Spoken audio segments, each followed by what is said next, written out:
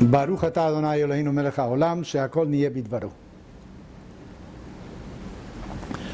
Estamos próximos a celebrar la festividad de Rosh Hashanah, el comienzo del Año Nuevo Judío, 5775.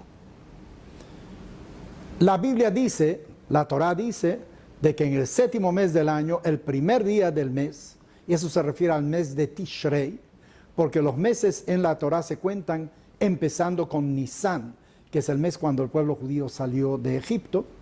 En ese día, el primer día, tiene que ser un día de Yom Teruah, un día en el cual se escuche el sonido del shofar. Y la Torah Esparca no dice realmente qué es este año nuevo. ¿Por qué se toca el shofar? La Torah lo dice así. Maimónides, Rambam dice de que el shofar en realidad es un sonido de alerta. Dice, despierta de la somnolencia de todo el año. Haz un examen de tu vida, hacia dónde te diriges, cuáles son tus errores, para que te arrepientas de ellos en esos próximos días, Aseret Yemei Teshuvah, y vuelvas desde luego a tus raíces. Pero hay quienes dicen, se toca el shofar, ¿saben por qué? Porque es la coronación de Dios como el Rey del universo. Bueno, Dios necesita ser coronado. Los únicos, aparentemente así creemos, por lo menos así hemos estudiado, los seres humanos son los únicos que reconocemos realmente a Dios como el creador del universo.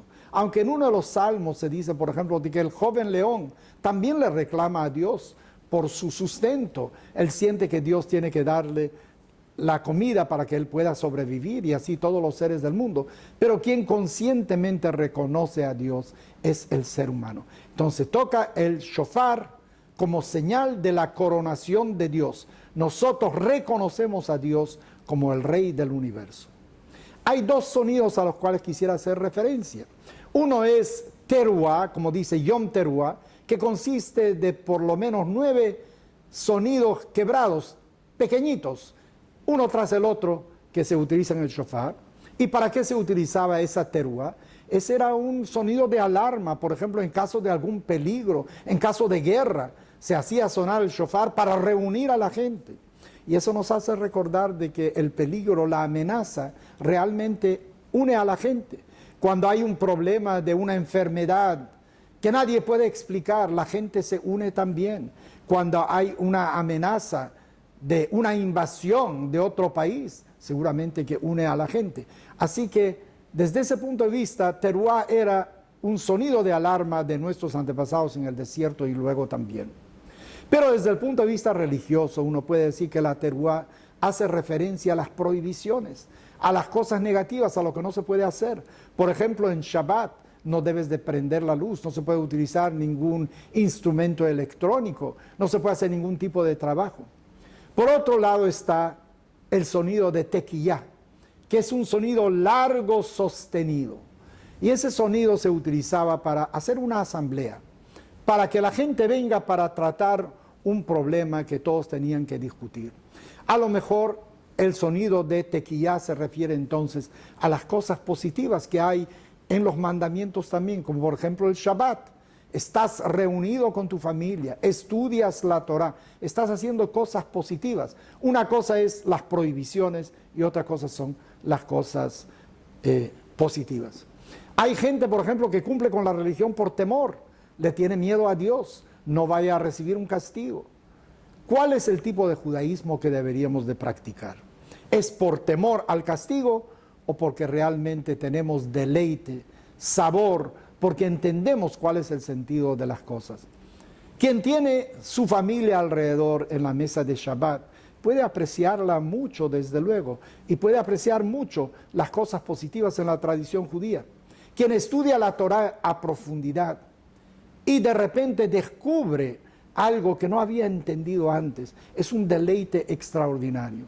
Y por otro lado, les digo, están las prohibiciones negativas: no trabajes, no utilices la luz, etc. ¿A qué shofar deberíamos de escuchar en Rosh Hashanah? Por un lado está la coronación de Dios como Rey, pero su voluntad, la parte negativa, la parte positiva, ¿a cuál deberíamos de prestar atención? A lo mejor lo que el shofar nos está diciendo, la vida consiste de teruah, consiste de temores y de peligros, y también consiste de tequiyá, de satisfacciones, de unirse el uno con el otro, de sentir el calor humano del uno con el otro. La vida no se puede realmente compartimentalizar, no se puede dividir en pequeños espacios. La vida es sumamente compleja, porque el ser humano es sumamente complejo. Hay quienes, repito, observan la religión por temor a Dios y otros por el deleite que sienten en ello. A lo mejor lo que necesitamos es en realidad una combinación de ambos. Pero yo creo que el acento a la larga debe de producirse en las cosas positivas, en sentir el calor de la familia, en sentir la santidad del día de Shabbat. Recuerdo, no sé si les dije eso, en años atrás yo fui salvavidas en un campamento, cuando tenía 18, 19 años. Recuerdo había un rabino hasídico, porque en ese campamento era también hotel en ese momento, que venía los viernes, aparentemente después de un baño, a lo mejor fue a un sauna, pero traía la santidad sobre su cara. Durante la semana cuando lo veía, se veía igual que todo el resto de nosotros, pero cuando venía Shabbat, era como si la Shejinah, como si Dios mismo reposara sobre él. Hay veces que sentimos la santidad por el lugar, por la persona, por el momento, por el día. ¿Quién de nosotros al salir de la sinagoga en Rosh Hashanah no se siente realmente mejor por haber participado en los rezos, por haber escuchado el sonido del shofar? Bueno, es un momento para desearle a cada uno de ustedes Shana Tová, de que tengan un buen año, un año de salud y de bienestar, con mucha dicha de todos los suyos, con mucha dicha de sus amistades, de su comunidad. Y si es que hay cosas negativas, hay peligros alrededor, hay que tomarlos en cuenta. Pero a fin de cuentas son las cosas positivas que realmente van a regir, van a señalarnos un rumbo en la vida por el cual seguir. Shana Tová.